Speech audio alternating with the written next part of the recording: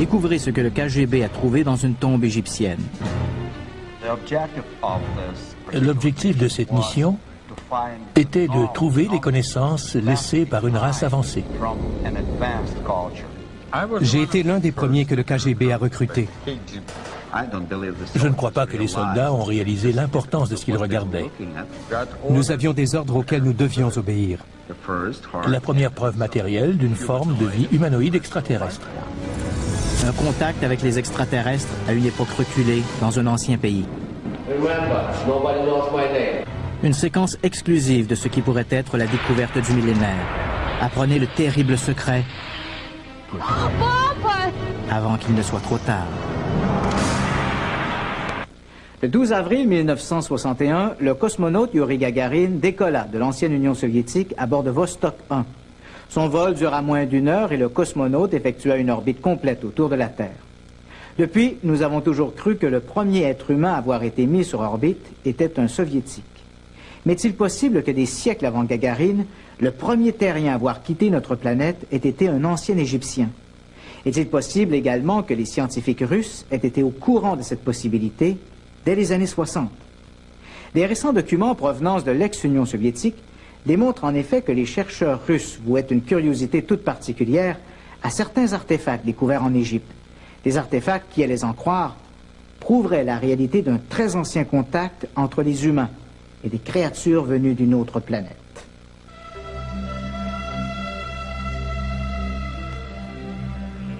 On a toujours présumé qu'on devait chercher la vie extraterrestre au-dessus de nos têtes. On observe le ciel pour voir des ovnis. On sonde l'espace pour capter des signaux extraterrestres. Qui aurait pensé chercher des extraterrestres sous terre? Personne, sauf le KGB.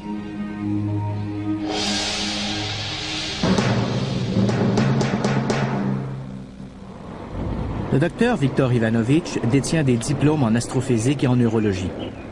Alors qu'il travaillait au Kremlin en tant que conseiller scientifique pour des systèmes avancés de propulsion, le docteur Ivanovitch prétend qu'il a eu accès à des dossiers d'une mission du KGB appelée Projet Isis. L'objectif du projet Isis était de découvrir des traces de connaissances et des objets égyptiens susceptibles d'avoir des applications militaires. Isis était l'une des missions de recherche secrète qu'avait lancé le KGB à cette époque. Le docteur Ivanovitch fait le récit de cette mission et de la découverte fabuleuse qui en découla dans son livre « Le KGB découvre la tombe du visiteur ». Cette séquence exclusive n'a jamais été vue en dehors des bâtiments secrets du KGB. Selon Ivanovitch, ce que vous regardez est l'enregistrement visuel de la plus importante découverte de l'histoire de l'humanité. Il est indéniable qu'un petit groupe composé de scientifiques russes et d'experts militaires spécialisés en radioactivité et en guerre chimique a découvert une tombe en Égypte en 1961. Ceci ne fait aucun doute, mais on ne révéla jamais ce qu'on trouva à l'intérieur de la tombe.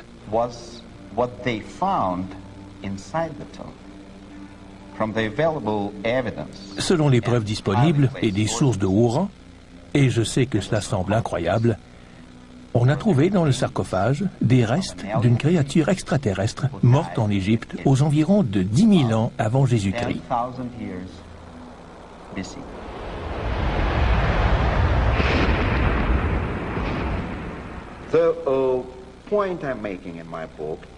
J'explique dans mon livre que la présence de cette créature, la forme des pyramides, ainsi qu'un ensemble des preuves historiques et scientifiques montrent que cette visite a eu lieu aux environs de 11 000 ans avant Jésus-Christ.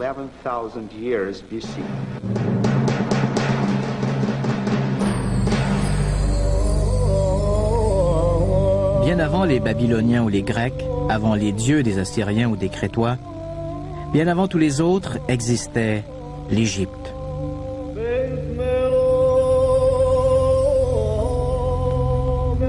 Le monde doit beaucoup aux anciens Égyptiens. Ils ont été les premiers mathématiciens, les premiers astronomes. Ils ont légué au monde les principes de la géométrie, l'utilisation des symboles pour représenter les nombres. Le premier calendrier était égyptien, tout comme l'était le premier papier à écrire. On a trouvé les premières bibliothèques au monde enterrées sous le sable d'Égypte. C'est la raison pour laquelle la divulgation du projet Isis est si troublante. Si le docteur Ivanovitch dit vrai, si le KGB a bel et bien trouvé le cadavre d'un extraterrestre dans un tombeau en Égypte, nous devrons reconsidérer l'histoire de la civilisation.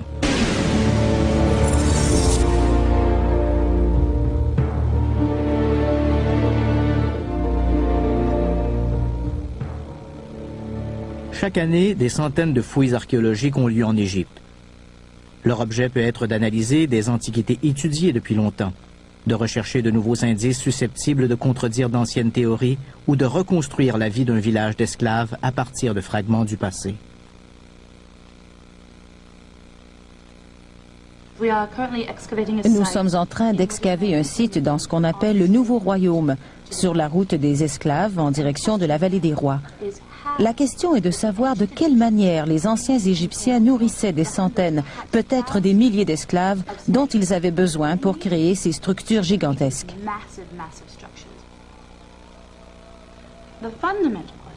La question fondamentale à propos de l'ancienne Égypte consiste à comprendre comment une civilisation si avancée est apparue au paroxysme de son développement aux environs de 2500 avant Jésus-Christ.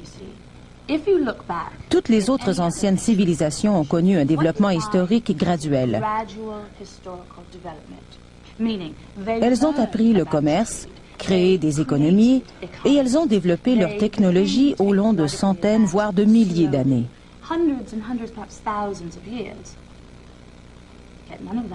Ce n'est absolument pas vrai de l'ancienne Égypte. En 2500 avant Jésus-Christ, boum, une société totalement accomplie émerge du désert. C'est comme si une voiture Ford de modèle T devenait en une minute une navette spatiale.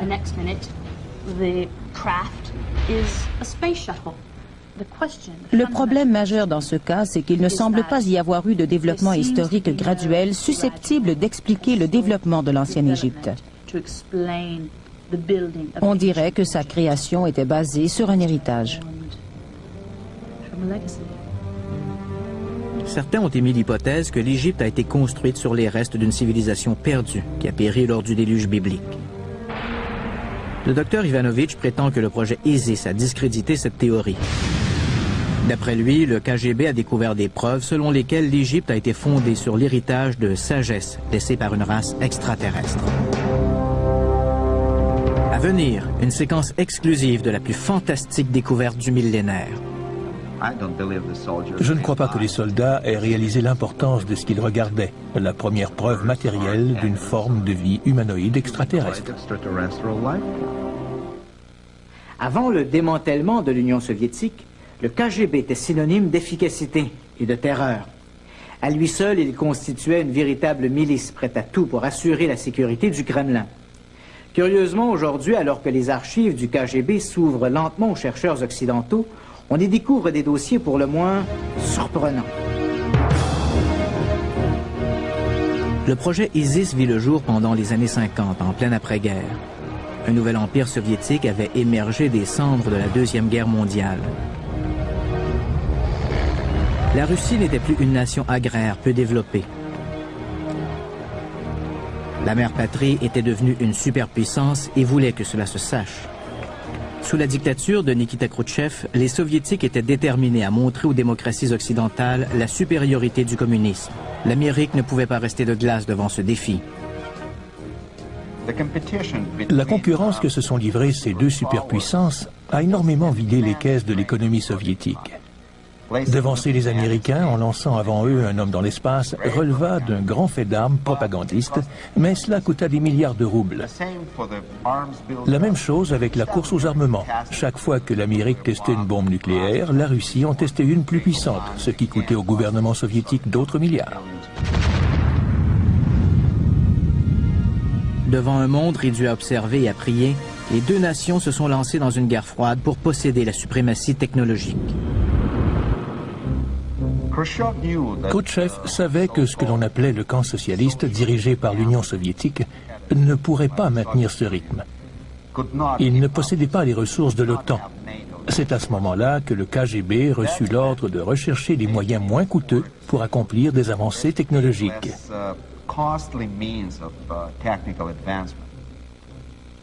Au summum de la guerre froide, le KGB constituait la plus grande police secrète et force d'espionnage de la planète, avec plus de 300 000 agents. Sous les ordres du Kremlin, le KGB investissait ses considérables ressources dans des domaines que certains qualifieraient de sciences marginales.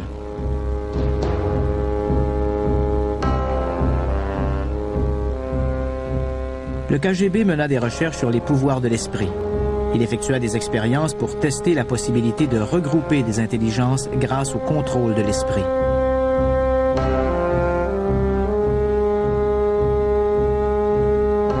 Un homme assoiffé de sang prit la tête de la section paranormale du KGB.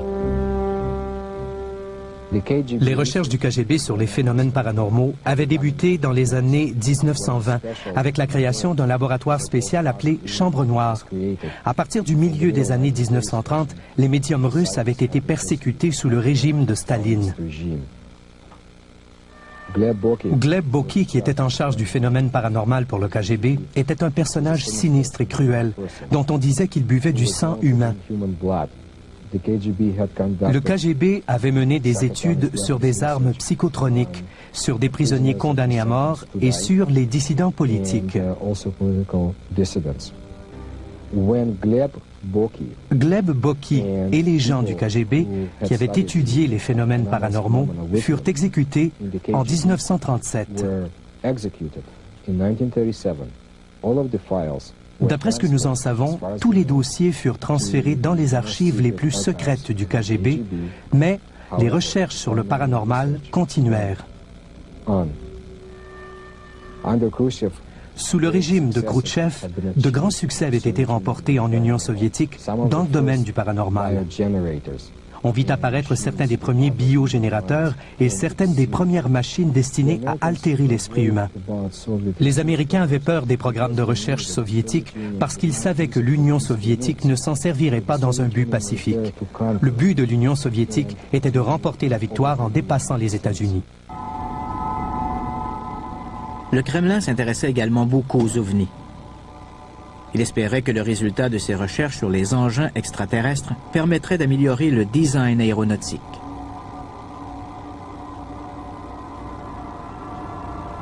L'ex-Union soviétique était l'emplacement idéal pour étudier les objets volants non identifiés.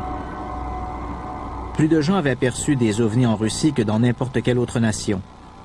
Cela s'explique en partie par le fait que les frontières russes délimitaient le plus grand territoire du monde.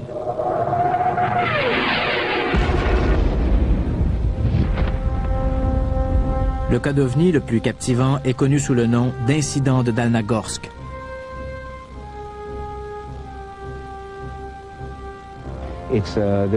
C'est l'écrasement le mieux documenté parce que les fragments ont été conservés et analysés.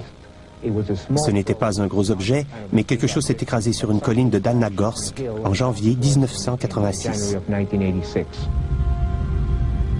À partir de l'analyse du site de l'écrasement, cette simulation par ordinateur illustre les derniers moments du vaisseau spatial.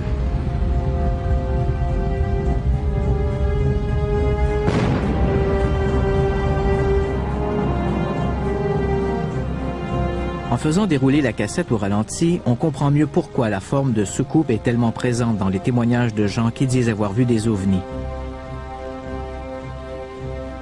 Selon les meilleurs spécialistes, un avion de forme classique qui aurait volé dans les mêmes conditions défavorables serait venu planter son nez dans le sol et aurait explosé. Tandis que la forme de soucoupe permet au vaisseau spatial de rebondir en faisant des tonneaux.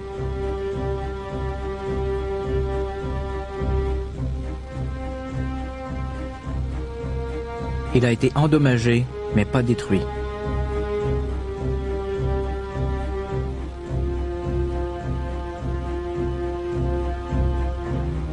Les producteurs ont obtenu de la mafia russe cette séquence secrète et exclusive du KGB. Le film montrerait du personnel militaire et des agents du KGB sur le site où se serait écrasé l'objet en forme de soucoupe. L'homme qui porte le bonnet de fourrure est à la tête de la mission. On croit qu'il s'agit d'un agent haut placé du KGB. On n'est toujours pas sûr que l'incident de Dalnagorsk soit un écrasement d'OVNI, mais certains pensent que le KGB a mené à bien sa mission de trouver de la technologie extraterrestre pour l'adapter aux avions soviétiques.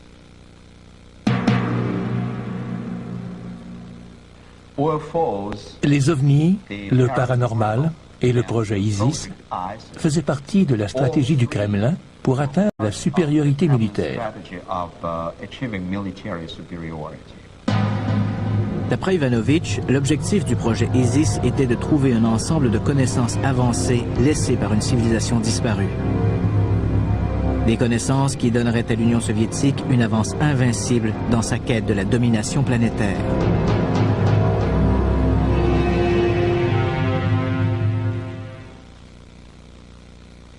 L'une des légendes qui perdure en Égypte veut que quelque part dans ce pays, peut-être à l'intérieur de la Grande Pyramide ou dans une tombe perdue, se trouve une chambre des connaissances qui contient la sagesse des dieux venus des étoiles.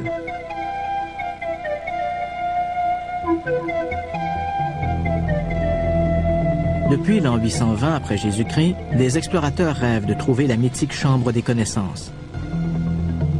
Le cheikh Abdullah al-Mamoun a été le premier à pénétrer dans la Grande Pyramide. Le cheikh était attiré par la légende selon laquelle des dossiers sur le passé et l'avenir de l'humanité étaient cachés dans la pyramide.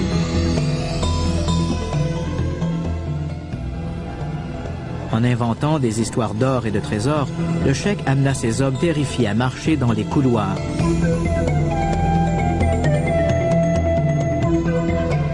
Lorsque les explorateurs arabes pénétrèrent dans la chambre des rois, ils n'y trouvèrent qu'un sarcophage vide.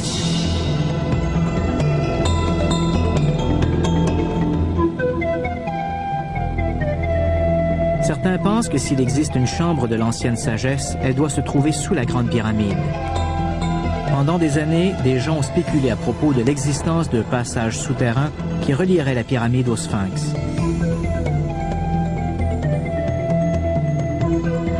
De récentes recherches sismiques sous-entendent l'existence d'une caverne mystérieuse qui ressemblerait à une chambre et se trouverait sous le Sphinx.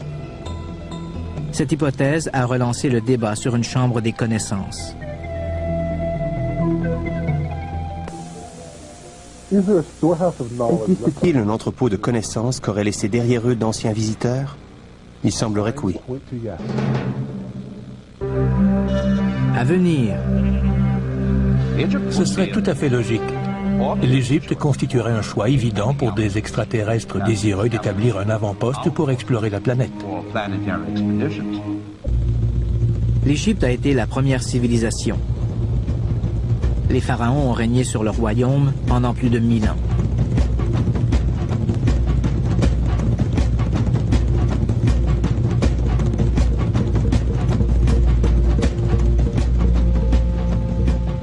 Qui étaient ces gens mystérieux? D'où tenaient-ils leur pouvoir et leur richesse? Où ont-ils trouvé leur sagesse? L'objectif de cette mission était de trouver les connaissances laissées par une culture avancée qui existait avant l'histoire égyptienne traditionnelle. L'équipe d'archéologues était composée d'égyptologues de l'Académie soviétique russe des sciences. C'était l'une des meilleures écoles de cultures anciennes du monde entier. Malgré cela, les dirigeants du KGB donnaient peu de chances de succès au projet.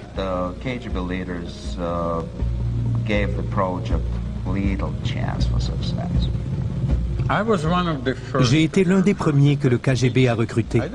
Je ne sais pas ce qu'il recherchait, mais on ne peut pas dire non au KGB.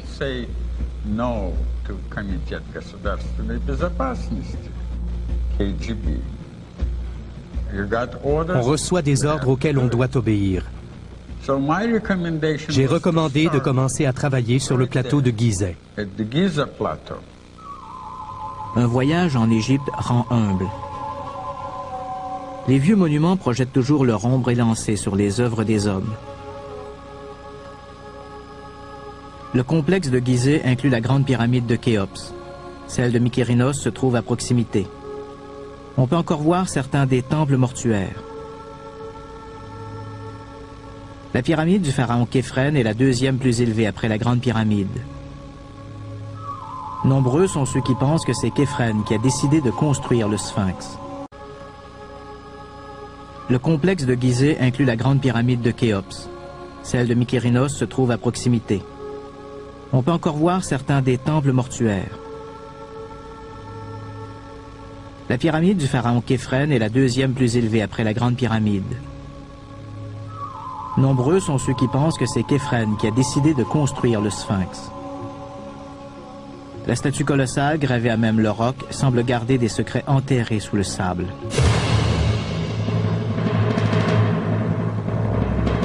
La construction des monuments qui se trouvent sur le plateau de Gizeh a duré des siècles. Cela devait être une vision extraordinaire. Les pyramides et les statues gigantesques, les temples, les cryptes et les chaussées.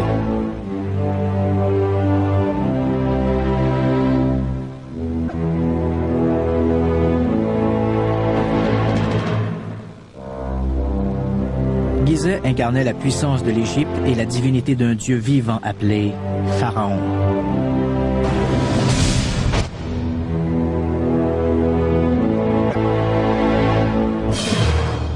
Aucun monument ne symbolisait mieux le pouvoir divin du pharaon que la pyramide de Khéops. La Grande Pyramide n'a jamais été égalée en taille ni en degré de précision. Elle pèse environ 6 millions de tonnes, 20 fois le poids de l'Empire State Building. Jusqu'à l'érection de la Tour Eiffel, la Grande Pyramide était la structure la plus élevée du monde. Plus de 2 millions de pierres ont été utilisées pour sa construction. Aucune ne pèse moins d'1 tonne et certaines pèsent jusqu'à 30 tonnes. À l'intérieur, des couloirs relient les chambres. Des puits se rendent jusqu'à l'extérieur. Aujourd'hui, la pyramide est faite de pierres brutes, mais autrefois elle possédait un fini extérieur semblable à un miroir. On pense qu'elle était ornée d'un sommet en or. Il réfléchissait la lumière du soleil sur des centaines de kilomètres.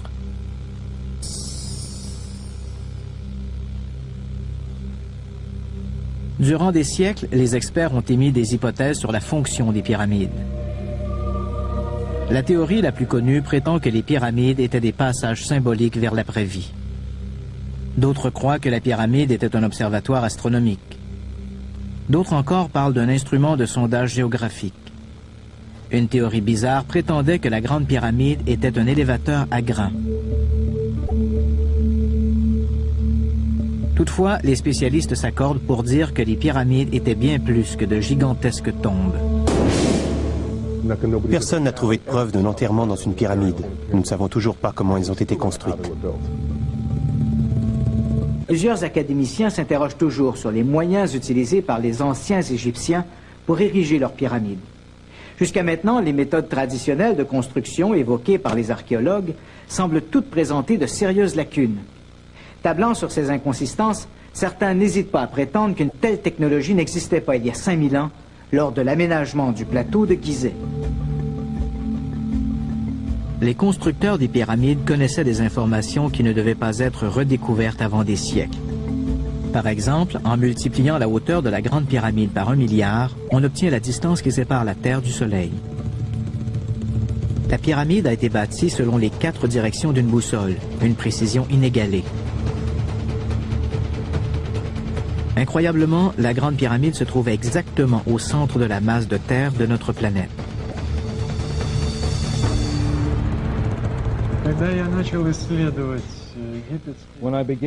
Quand j'ai commencé ma recherche à Gizeh, j'ai été immédiatement frappé par le fait que quiconque avait construit les pyramides pouvait déterminer la longitude et la latitude. C'est fantastique, étant donné que la technologie pour calculer la longitude n'a pas été inventée avant les années 1600. Ce qui est encore plus étonnant, c'est que les pyramides ont été construites très exactement au centre de la Terre. Elles sont visibles d'une altitude très élevée, même de la Lune. Leur forme est l'une des plus appropriées pour la réflexion radar. Pour ces raisons, j'ai fait savoir au KGB que les pyramides d'Égypte avaient été construites pour la navigation d'explorateurs extraterrestres.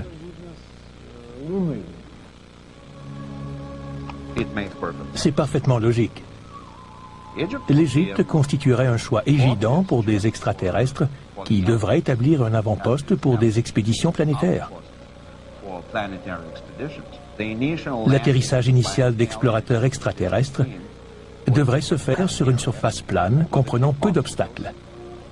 L'Égypte constituerait un choix évident étant donné qu'elle se trouve également au centre de la masse de terre habitable de notre planète.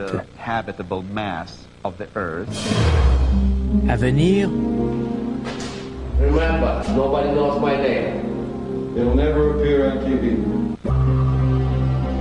certains experts pensent que le Kremlin craignait que la CIA entende parler de la mission en Égypte. La Russie, sentant la pression de la concurrence américaine dans la course aux armements et à l'espace, ne voulait pas commencer une course à la tombe. La situation géopolitique de l'époque permettait au projet ISIS de se dérouler dans la plus grande discrétion. À la fin des années 50, l'Égypte recevait 43% de toute l'aide soviétique à destination du tiers-monde. Quand le projet ISIS a été lancé, le personnel de l'armée soviétique présent en Égypte totalisait plus de 20 000 personnes. Cette forte présence militaire permettait aux scientifiques de la mission de travailler dans la plus complète discrétion. D'après Ivanovitch, les scientifiques de la mission résidaient au Caire. De là, de petites équipes d'archéologues partaient étudier les pyramides de Gizeh. Souvent, ils se déguisaient en paysans arabes ou en officiers de l'armée.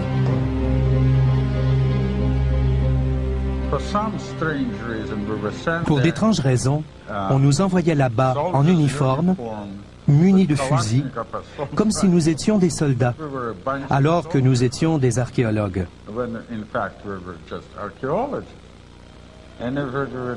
On disait à tout le monde qu'il s'agissait d'un groupe d'archéologues à la recherche d'objets, et tout le monde l'acceptait parfaitement. Le projet ISIS ne reposait pas seulement sur des archéologues déguisés. En 1959, le KGB recruta un membre officiel du gouvernement Nasser, Sami Sharaf, le directeur du bureau d'information du président. Grâce à sa position, il avait accès aux informations hautement confidentielles. Sharaf était également spécialisé en écoute clandestine de fonctionnaires égyptiens. Assez souvent, les informations qu'il rassemblait n'avaient pas beaucoup d'importance. Toutefois, d'après Ivanovitch, la nuit du 24 juillet 1960, une conversation fut enregistrée. Cet enregistrement allait catapulter le projet ISIS dans le domaine du mythe et de l'incrédulité. J'ai obtenu cet enregistrement grâce à des sources que je dois protéger. ايوه يمكن تعمل عليهم. هم كانوا يشربوا خمره؟ لا هم مسلمين متشددين. قالوا انهم وجدوا مقبره مقفوله. ايوه دي مقوي، قالوا هو قبر. كيف عرفوا اشياء زي كده؟ دخلوا شافوا على الحيطان رموز وكتابات وصور حكاوا عليهم القبر. تعرف ايش يعني هذا؟ وجدوا مقبره الزوار. مقبره الازهر، مقبره الازهر. L'un des principaux fonctionnaires surveillés par Sharaf avait téléphoné à son frère. Apparemment, 2 bédouins étaient tombés sur une tombe cachée. Ils ont déliré pendant quelques jours et on a fini par les emmener dans un hôpital local. Ils n'arrêtaient pas de répéter ces mots. Makbarat al-Zohar, qui signifie la tombe du visiteur.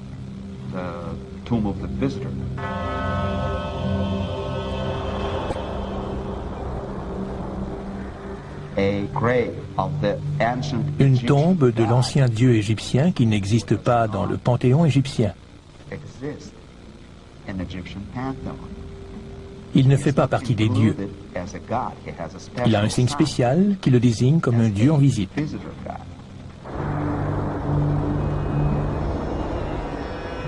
Long before the time of the pharaohs, there was a god who came from the skies with the others of his kind.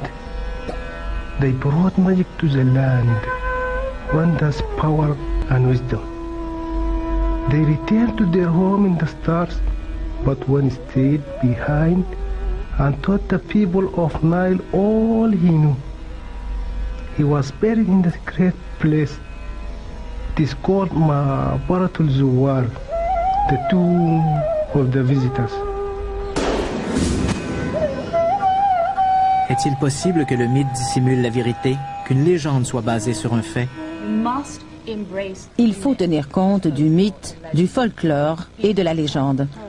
C'est comme une perle dans une huître. On commence par un petit grain de vérité. Au fur et à mesure que les années passent, il s'enjolive et devient une légende. Les producteurs de cette émission étaient sceptiques. Ils avaient du mal à accepter la possibilité que le KGB puisse croire qu'une mythologie mène à des connaissances extraterrestres avancées.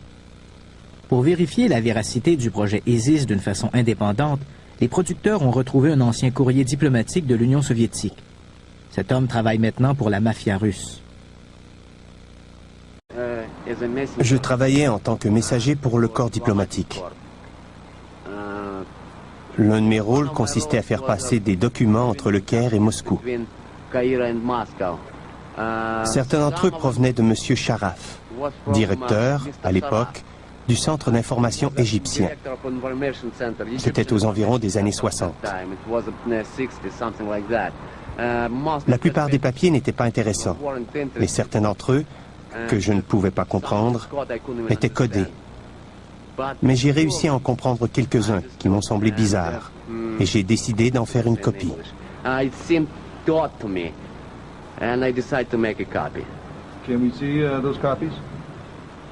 Non. L'homme voulait de l'argent contre ces documents. Notre producteur lui a expliqué qu'il ne paierait pas à moins d'être certain que les documents provenaient du projet ISIS. On l'emmena jusqu'à une tour à bureau abandonnée dans la banlieue de Moscou. Cette séquence a été filmée à partir d'une caméra cachée.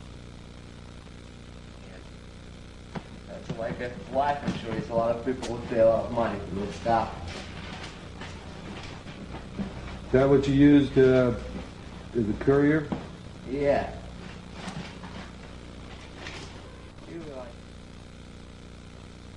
Parmi les documents figurait un mémo adressé à un officier de haut rang du KGB. On peut y lire ces mots. Mes agents ont mis en lieu sûr les notes de l'un des scientifiques qui a travaillé sur les découvertes faites à la tombe du visiteur.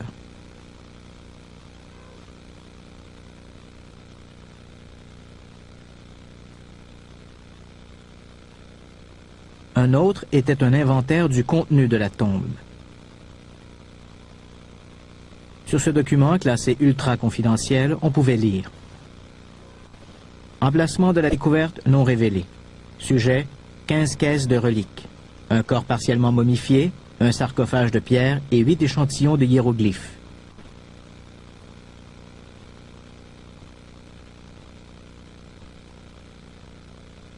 Un scientifique du projet, qui fut l'un des premiers à pénétrer dans la tombe, a écrit ce rapport. En inspectant la partie du mur, nous avons ressenti une sensation étrange. Une force magnétique répulsive semblait émaner de la pierre. Nous avons été incapables de trouver une quelconque explication scientifique.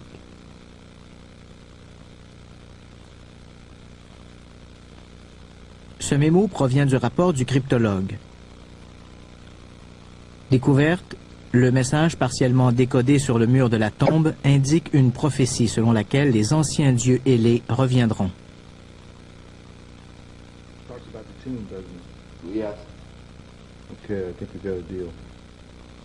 Le document faisait clairement comprendre que le Kremlin prenait le mythe très au sérieux. Un rapport indiquait qu'une unité militaire était assignée sur le site. Des mesures de sécurité du plus haut niveau étaient en vigueur quand on ouvrit le sarcophage.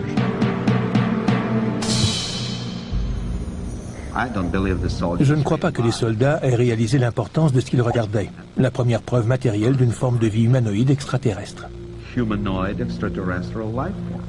docteur Ivanovitch fait le récit de cette mission et de la découverte fabuleuse qui en découla dans son livre « Le KGB découvre la tombe du visiteur ». Cette séquence exclusive n'a jamais été vue en dehors des bâtiments secrets du KGB. Selon Ivanovitch, ce que vous regardez est l'enregistrement visuel de la plus importante découverte de l'histoire de l'humanité. Il est indéniable qu'un petit groupe composé de scientifiques russes et d'experts militaires spécialisés en radioactivité et en guerre chimique a découvert une tombe en Égypte en 1961. Ceci ne fait aucun doute, mais on ne révéla jamais ce qu'on trouva à l'intérieur de la tombe. Selon les preuves disponibles et des sources de haut rang, et je sais que cela semble incroyable, on a trouvé dans le sarcophage les restes d'une créature extraterrestre morte en Égypte aux environs de 10 000 ans avant Jésus-Christ.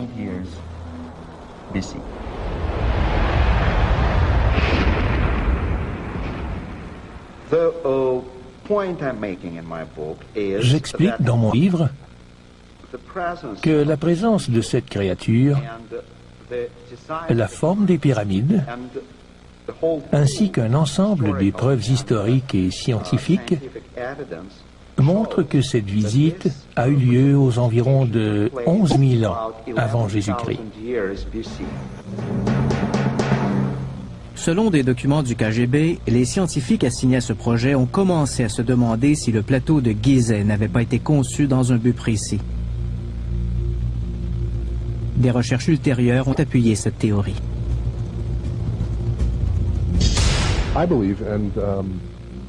Il existe différentes écoles de pensée, mais je crois que les pyramides, du moins certainement la grande pyramide, étaient une machine. Elle devait servir à quelque chose. Les mesures en sont extrêmement précises. Par exemple, le rapport entre la hauteur de la pyramide et son périmètre est le même que le rapport entre le rayon de la Terre et sa circonférence.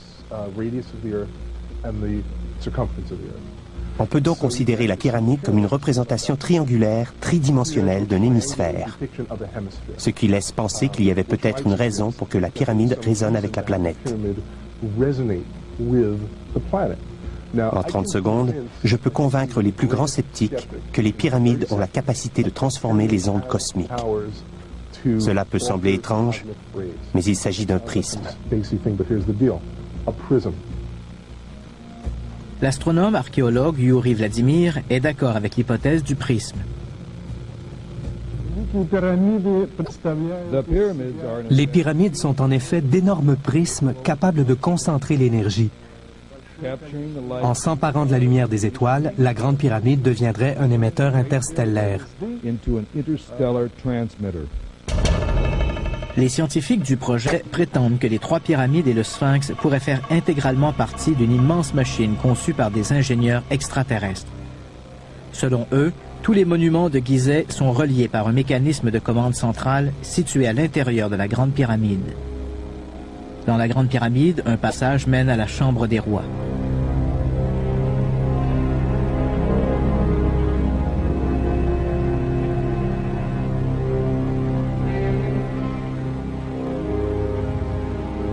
Au-dessus du sarcophage se trouve un tunnel que certains appellent « couloir des étoiles ».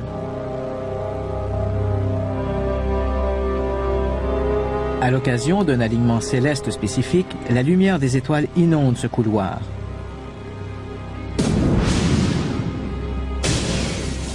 Les chercheurs ont émis la théorie que l'énergie irradiante, en touchant le sarcophage, pourrait amorcer un processus semblable à une fusion à froid. Les chercheurs qui travaillaient sur le projet pensaient que la structure en prisme de la pyramide amplifierait l'énergie et la transférerait aux autres monuments. D'une façon que l'équipe ne comprend pas parfaitement, un rayon unifié d'énergie pourrait apparaître et transformer la Grande Pyramide en une balise cosmique employée par les vaisseaux extraterrestres pour la navigation astronomique. Il s'agit sans aucun doute d'une théorie tirée par les cheveux, mais l'équipe de chercheurs de Gizeh en a immédiatement informé le quartier général du KGB. Nous avons mis le KGB au courant de nos découvertes. On nous a ordonné de chercher les endroits visés par les transmissions émises depuis les pyramides. En parallèle au travail qui continuait à Gizeh, les scientifiques à Moscou se préparaient à établir le portrait le plus étonnant de l'histoire.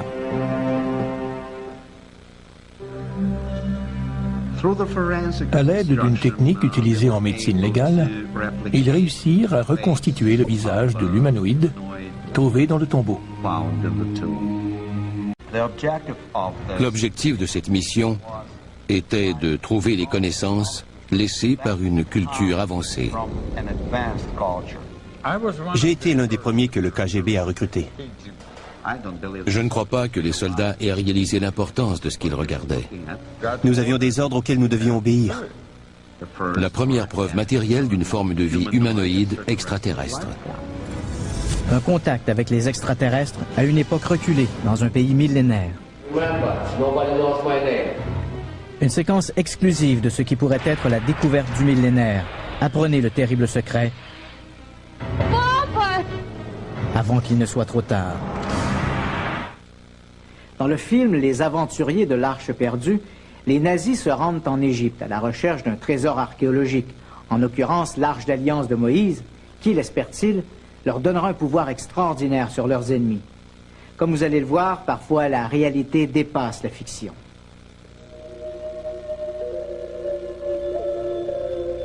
Les anthropologues pensent que d'autres cultures ont peut-être été poussées par les mêmes motivations qui ont abouti à la construction des pyramides d'Égypte. On a trouvé d'anciennes pyramides dans des lieux aussi divers que le Mexique et la Chine.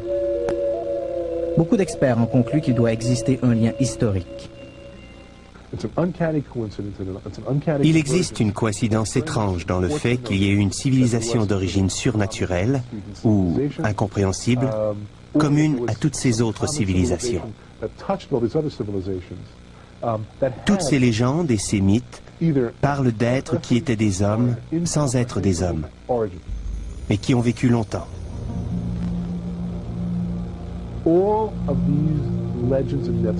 Ces géants seraient montés à bord de vaisseaux spatiaux pour voyager parmi les étoiles, et ils nous auraient enseigné le langage, les alphabets et les calendriers.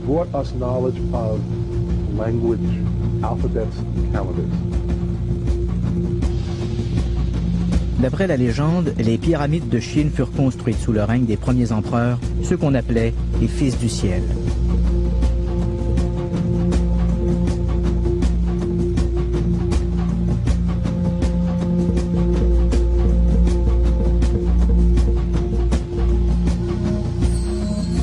De semblables légendes entourent les pyramides du Mexique et du Yucatan. Étrangement, le terme « marcheur d'étoiles » se retrouve dans le folklore sud-américain et dans les écrits égyptiens. Les Égyptiens employaient l'expression « voyageur d'étoiles » pour décrire une catégorie de dieux humains. Ils étaient des hommes sans être des hommes. Ils étaient plus grands que des hommes. Peut-être étaient-ils les géants ou les titans qui marchaient parmi les étoiles. On retrouve ce concept d'hommes qui marchent parmi les étoiles, mais qui ne sont pas des hommes, qui sont semblables à des dieux. Ils marchaient parmi les étoiles et ont décollé de la Terre dans des vaisseaux spatiaux. La Bible nous parle de l'un d'entre eux. Quand on croit en la Bible, on est presque obligé de croire en cette notion. De mon côté, cela me met la puce à l'oreille quand différentes cultures disent la même chose.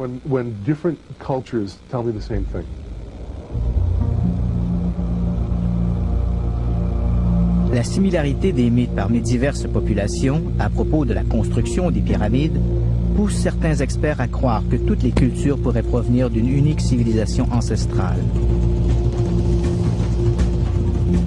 Cette race mystérieuse est peut-être à l'origine de la plus vieille civilisation connue sur le continent américain. Les Incas du Pérou ont presque atteint le même niveau d'ingénierie et de construction que les Égyptiens. De la même façon que les Égyptiens, les Incas n'avaient aucune connaissance de la roue, et pourtant, des milliers de routes parsemaient leur empire. Comment et pourquoi les premiers Incas ont-ils construit des routes sur le terrain le plus inhospitalier de la planète? Les ingénieurs d'aujourd'hui auraient du mal à construire le centre spirituel de Machu Picchu. Comment les Incas déplaçaient-ils d'énormes pierres à de telles hauteurs? Peut-être une civilisation inconnue qui avait d'abord fait son apparition en Égypte a-t-elle aidé les Incas? Certains disent que cette race mystérieuse nous a laissé des capsules témoins de connaissances. Pour découvrir notre héritage antique, nous devons résoudre l'énigme de la pyramide. Les membres de l'équipe scientifique de Gizeh croyaient avoir découvert le secret des pyramides. Selon eux, des voyageurs extraterrestres se servaient des pyramides comme d'un outil pour la navigation astronomique. Le KGB a ordonné à l'équipe de déterminer l'emplacement cible. Les planètes, les étoiles, les constellations et les galaxies sont constamment en mouvement. Les scientifiques du projet ont dû reproduire le ciel nocturne tel qu'il était au-dessus de Gizeh il y a des milliers d'années. Nous savons maintenant beaucoup de choses et nous pouvons calculer l'emplacement des corps célestes à un moment donné. Disons que la construction date de 1000, 2000, 2500 ans. Pour la période 2500 avant Jésus-Christ, les scientifiques de la mission n'ont trouvé aucun alignement direct entre les pyramides et un groupe de planètes ou d'étoiles. Grâce à une simulation par ordinateur, nous avons été capables de reproduire la sphère céleste telle qu'elle était avant la civilisation humaine.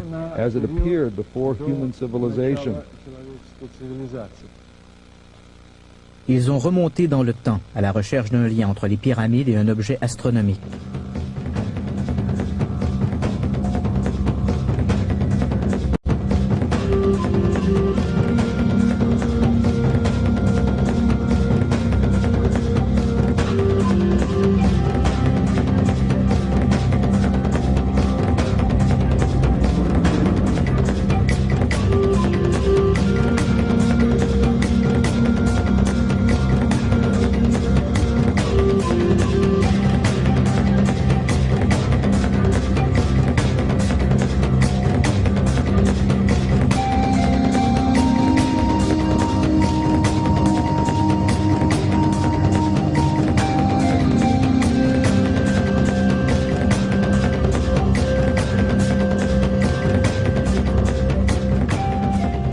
En 10 500 avant Jésus-Christ, quelque chose de très bizarre s'est produit.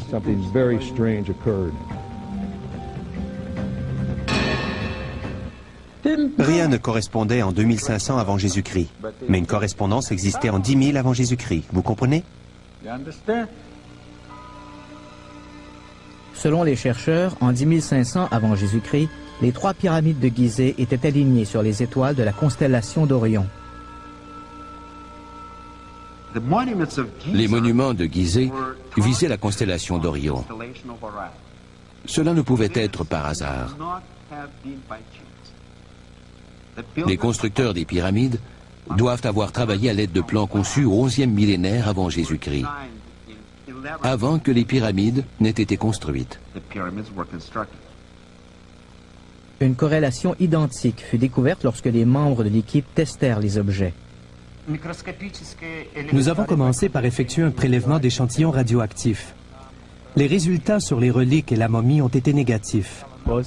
Un prélèvement microscopique d'échantillons de composition minérale ainsi qu'un bombardement magnétique de particules à neutrons ont indiqué qu'il s'agissait d'un mélange de métaux et de matériaux synthétiques d'origine inconnue. D'autres tests par la datation carbone 14 ainsi qu'un prélèvement d'échantillons radioactifs ont établi la date au-delà de 10 000 avant Jésus-Christ. Le quartier général explosa d'enthousiasme. La date du tombeau correspondait à la date du site de Gizeh. Les scientifiques conclurent qu'il devait exister un rapport entre la conception des pyramides en 10 500 avant Jésus-Christ et la momie trouvée dans le tombeau. Le KGB ordonna de plus amples tests. Des médiums effectuèrent des études paranormales sur le tombeau. On a produit une projection informatique de la momie, telle qu'elle reposait à l'origine dans le sarcophage. À partir du moment où les scientifiques ont déclaré pouvoir déterminer la physiologie de l'individu, la reconstitution de ses caractéristiques faciales a commencé. Grâce à la reconstitution par la médecine légale, on a pu reproduire le visage de l'humanoïde trouvé dans le tombeau.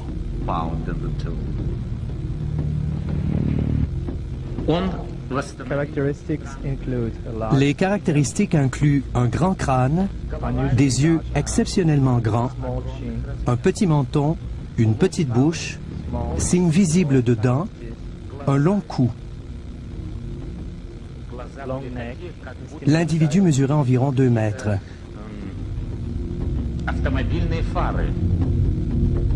Au fur et à mesure que le travail de médecine légale continuait, les chercheurs présents à Gizeh exploraient l'unité située entre les pyramides et la constellation d'Orion. Les scientifiques ont placé une carte céleste sur le plateau. Dans l'axe des pyramides se trouvaient les 3 étoiles qui constituent la ceinture d'Orion. Ils ont ensuite tracé le chemin suivi par les étoiles et ont pris les tangentes du Sphinx et des pyramides. C'était comme une carte au trésor, les pyramides, les chemins des étoiles qui se croisaient. Un X marquait une étoile dans la constellation d'Orion, une étoile très semblable à notre Soleil.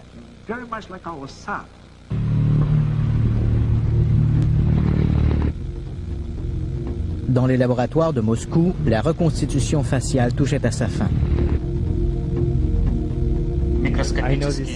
Je sais que cela paraît incroyable. Je ne l'aurais pas cru moi-même si je ne m'y étais pas trouvé. Mais la reconstitution de la momie ne semblait pas être humaine. La légende est peut-être vraie. Nous avons peut-être trouvé un extraterrestre dans ce tombeau.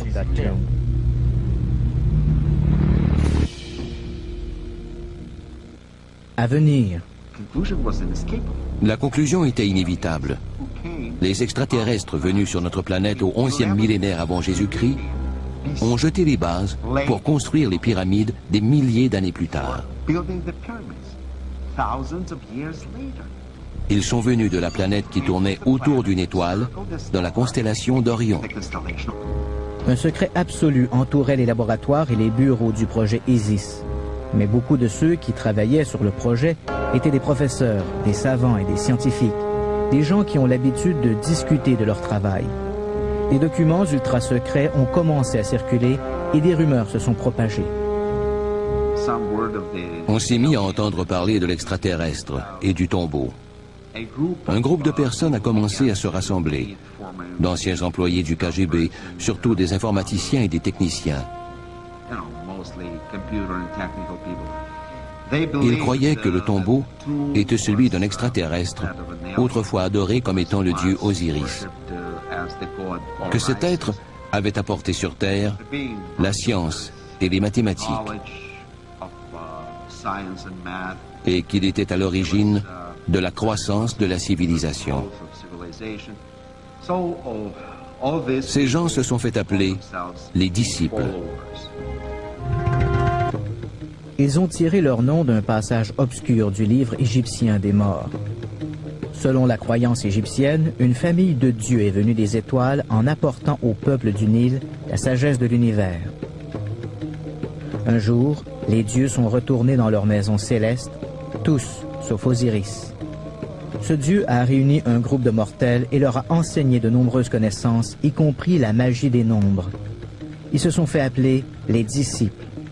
Il était de leur devoir de protéger et de préserver la connaissance sacrée jusqu'à ce qu'Osiris revienne pour leur montrer le chemin vers l'immortalité.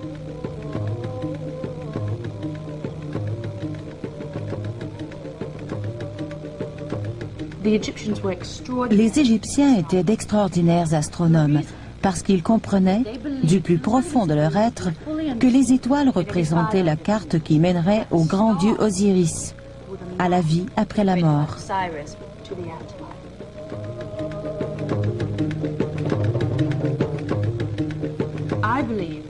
Je crois que l'idée d'immortalité, de continuité, est un aspect fondamental de la nature humaine. Nous ne sommes pas ici pour y passer 5 minutes avant de mourir. Non, l'être humain doit posséder une dimension de foi. Il doit croire que l'âme, l'esprit, l'essence de l'individu continue son cheminement.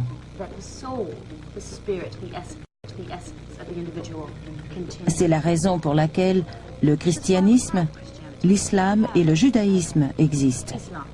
C'était exactement la même chose pour les anciens Égyptiens. Ils croyaient, ils savaient que les âmes étaient immortelles.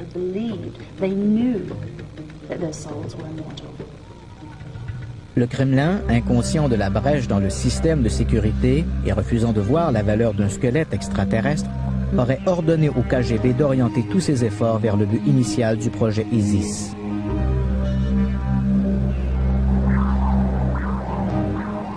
Avec l'aide d'un radar analysant le sol, on put établir une représentation du passage et du tombeau. Rien ne semblait inhabituel. Le radar balaya la zone inférieure.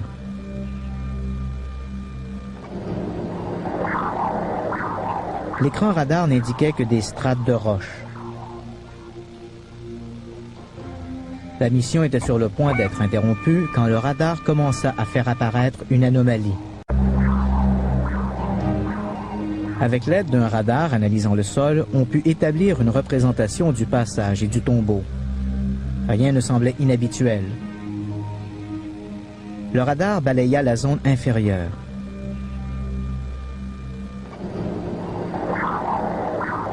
L'écran radar n'indiquait que des strates de roche. La mission était sur le point d'être interrompue quand le radar commença à faire apparaître une anomalie.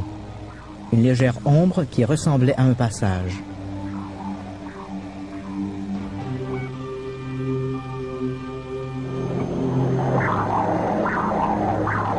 Juste sous le tombeau se trouvait une grande chambre sphérique.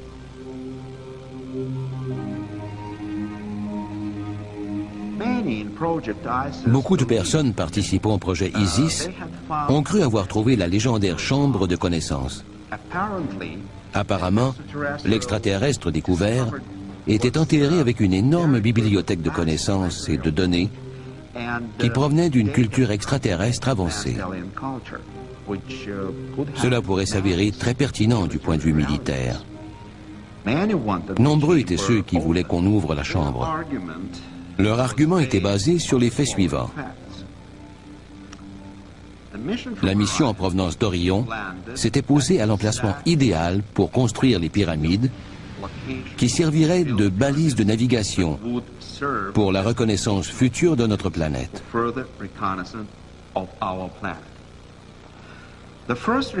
Le premier rapport sur un ovni a été fait par le grand prêtre du pharaon Thutmose III, il y a environ 3400 ans.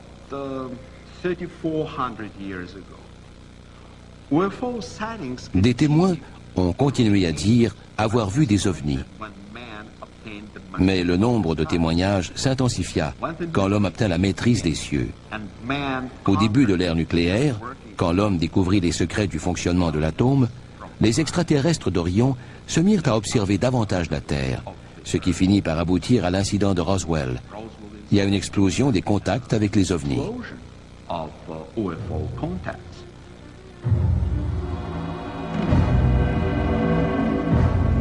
Au début des années 60, les rapports d'enlèvement ont commencé à se répandre.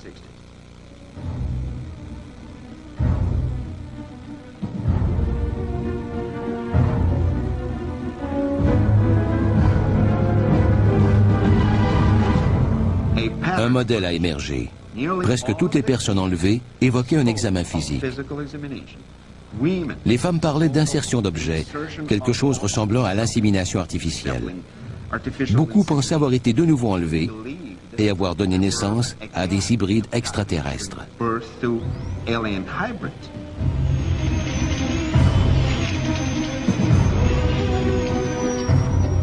Durant la dernière décennie, les rapports de gens crédibles prétendant avoir été enlevés ont énormément augmenté.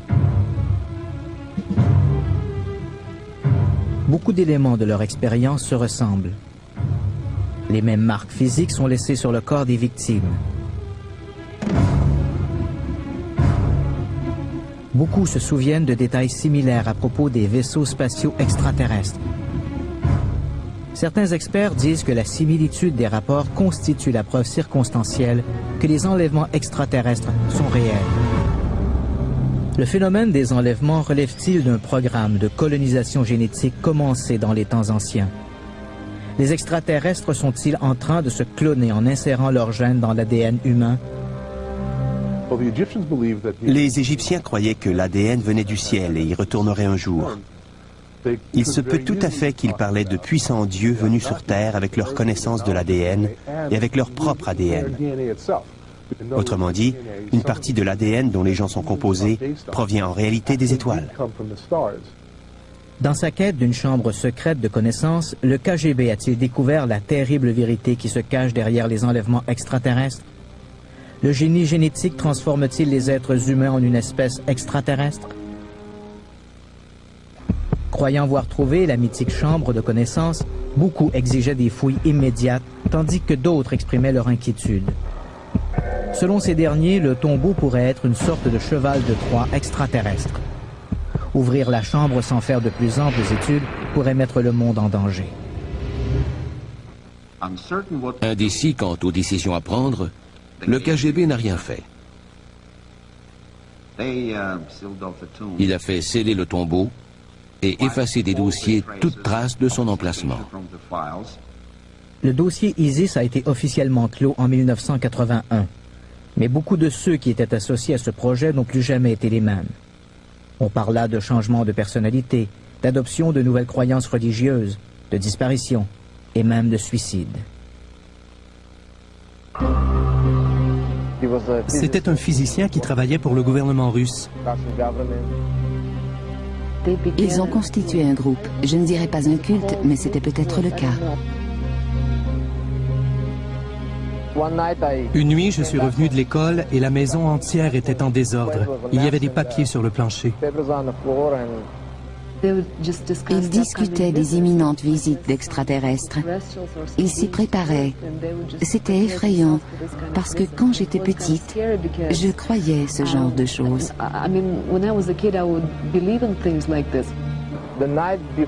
La nuit avant l'événement, il parlait à ma mère et je l'ai entendu dire « Égypte », quelque chose qui ne vient pas de ce monde, et ensuite « KGB ». C'est à peu près tout. C'était effrayant pour moi de me rendre compte que ma famille appartenait à une sorte de culte. Dieu sait en quoi ils croyaient. C'était très étrange. Je pensais que les membres de ma famille ne tournaient peut-être pas rond. Quand je suis entré dans la pièce, mon père gisait au sol, touché par balle. Tout ce que je sais, c'est qu'ils se faisaient appeler les disciples. Alors que les producteurs travaillaient à la recherche de cette émission, l'histoire du culte menait à une impasse. Le groupe, composé principalement de programmeurs, de scientifiques et de techniciens, n'intéressait que peu le KGB. Mais à un moment donné, les producteurs sont tombés par hasard sur cet article. Pour des raisons incompréhensibles, l'histoire d'un autobus rempli de touristes russes qui avait disparu en Égypte en 1985 n'attira que peu l'attention. Toutefois, pendant la phase finale de la production, l'un de nos producteurs sur le terrain est tombé sur l'exclusivité de sa vie. Cela se passa pendant son échange à caméra cachée avec l'ancien courrier diplomatique. That's terrible. Scary. Tulodanka. It's a headquarters of KGB. You've been in there? Yeah. You're ready to pee in your pants. That's terrible. Hey, by the way, when you came out of one of your last trips out of Egypt, did you ever come across a videotape, Egyptian? You're lucky. I have some tape. I saw some pornography, but only the tape. You can have it. Egyptian police give it to me as my gift. The business.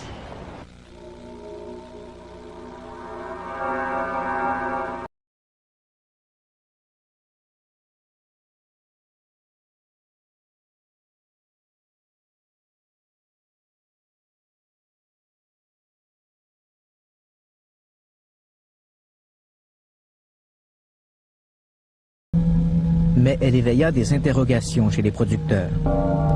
Que faisait un groupe de touristes en pleine nuit dans un endroit isolé?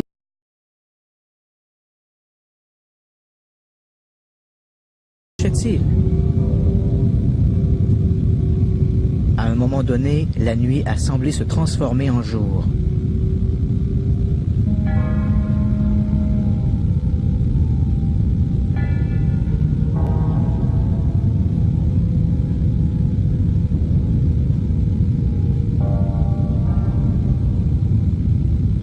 Se pourrait-il qu'il s'agisse du premier enregistrement vidéo d'un enlèvement extraterrestre, peut-être un enlèvement de groupe?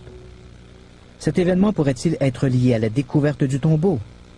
Si tel est le cas, ces touristes pourraient-ils être membres du culte?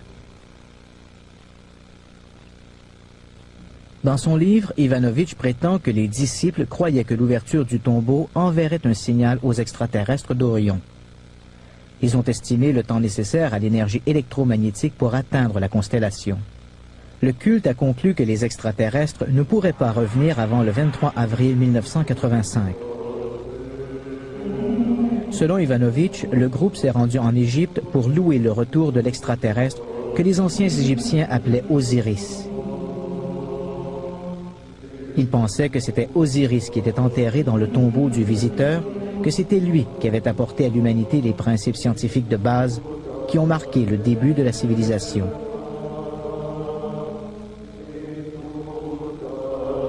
Les disciples croyaient que la seconde arrivée d'Osiris annoncerait le commencement d'un nouvel âge pour l'humanité.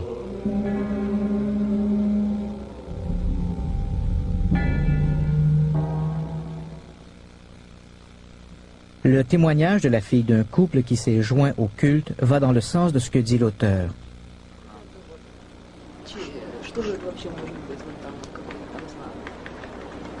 Я думаю, что в этом нет ничего существенного. Please keep on rolling, right?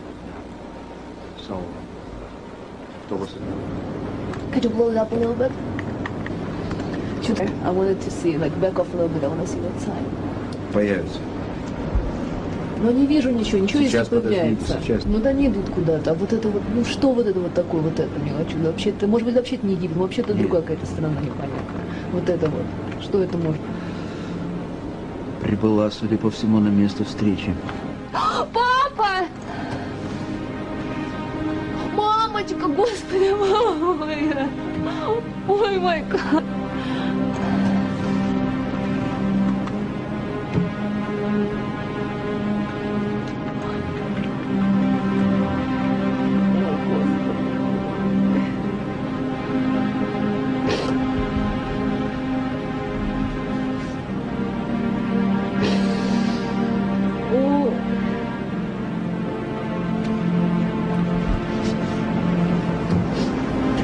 What did you see there? Did you see your parents? Yeah. I saw my mom and I saw my daddy there. Точно, это был папа. Это я точно знаю.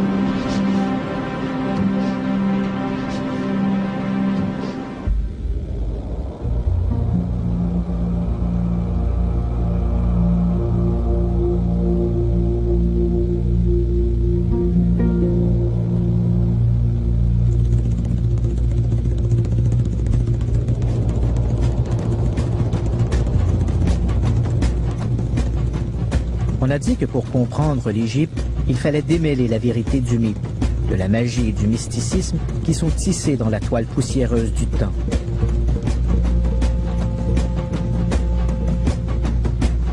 Peut-être en est-il de même avec l'histoire du projet Isis.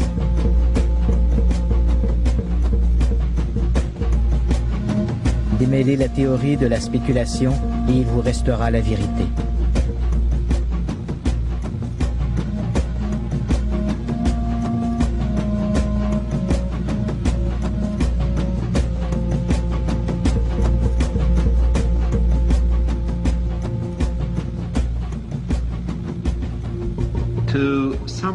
Voici les conclusions qui résument ma recherche. Il y a approximativement 13 000 ans, des extraterrestres d'un système planétaire situé autour d'une étoile dans la constellation d'Orion sont venus sur Terre.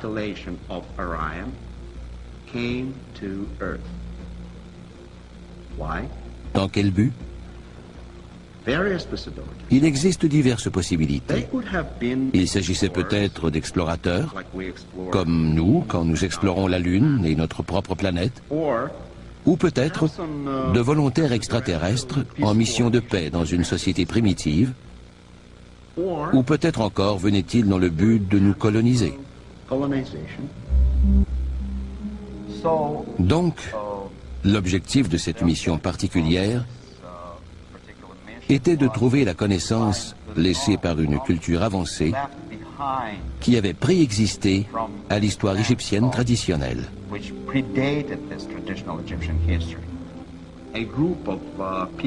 Un groupe de personnes a commencé à se rassembler, d'anciens employés du KGB, surtout des informaticiens et des techniciens. Ces gens se sont fait appeler les disciples. Mais il y a un chapitre que je trouve intriguant, le chapitre numéro 7. Il y est question d'un culte russe appelé les disciples. Ces individus étaient tous issus de milieux technologiques avancés. C'étaient des techniciens informatiques, des gens du domaine de la téléphonie qui étaient extraordinairement brillants et des gens qui travaillaient avec des ondes radioélectriques. Ils croyaient que le grand dieu Osiris était une sorte de dieu de la technologie. Ils pensaient qu'il était venu pour donner aux anciens Égyptiens cette incroyable richesse de connaissances et qu'il finirait par revenir en Égypte.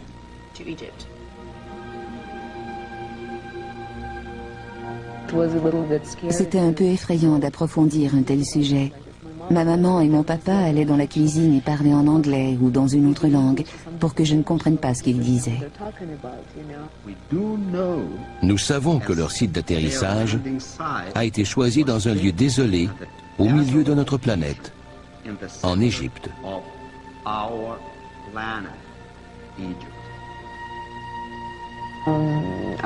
Je rêvais régulièrement de ma famille, d'une lumière qui les pénétrait, d'enlèvement à destination du vaisseau spatial. Je ne sais pas si ces rêves étaient des hallucinations.